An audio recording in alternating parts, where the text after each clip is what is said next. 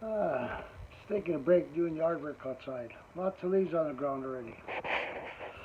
Uh, hey, TikTok, you like my stories and my Pugs and Snow Tunnel videos? Check them out. If you haven't seen them, check them out. If you like them, follow me. All my life I wore a cross. I'm a Christian, but I don't believe I have to go to church. I try to live life good. Uh, Here's a story. I had this on since I was 16. I'm going to be 61 September 21st.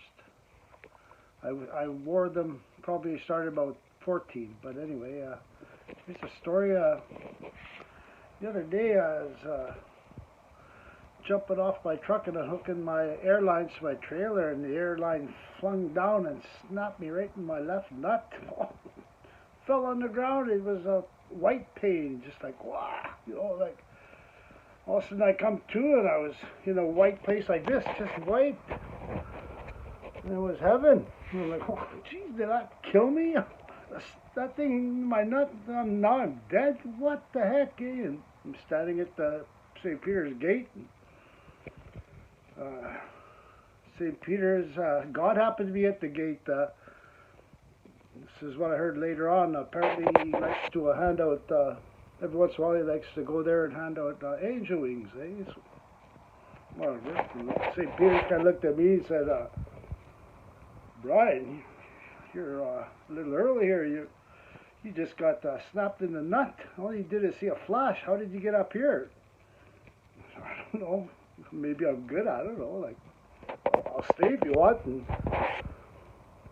St. Peter's looked at God and talked to God, and then God went to St. Peter's and said something, and St. Peter said, God's going to talk to you. Hang on a second. So God had to get a seraphim there, so he got on his phone and, tweet, come over here, right?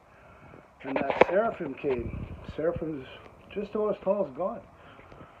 And apparently seraphim is the highest choir of angels. I didn't know that. New to me.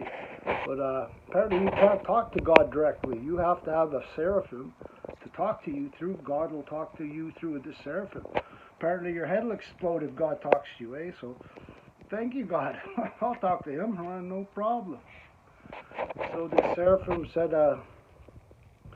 you're not ready yet. You have to go down. And I said, and I was on my knee. It still hurt up there, like, for some reason it still hurt, eh? I'm like, well, does this happen often? And the seraphim said, about 1 in a billion come up by accident. And I said, well, does God do something? He says, no, St. Peter's usually just gives them a bag of ice and he puts them on there and sends them back down. And you're good as new when you get back down, eh? The ice helps, I guess. I said, well, I'm there on my knee going, well, give me some ice, eh? And he's got, no, sorry, Jimmy Buffett arrived the other day. They're short on ice. Everybody's drinking margaritas. Okay, well, what do I do then?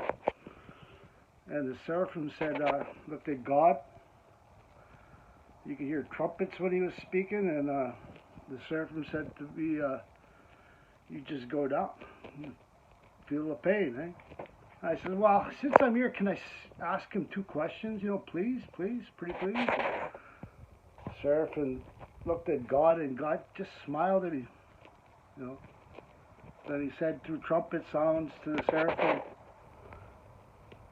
The seraphim said, what do you want?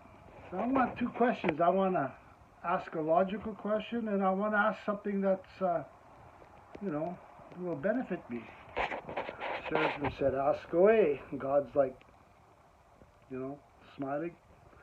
And I said, ask him, O Lord thy God, how great thou art. What is 1,000,000 years to you? Seraphim looked at God. Trumpets started blaring. God smiled. And the seraphim said, 1,000,000 years is but a second, my child. Okay, fair enough there, Sarah. Now I want to ask a question that's going to benefit me. when I go down there, still with this sore nut there, I want to be a rich man when I get there to see my kids. Seraphim looked at God. The trumpets were blaring, and God went.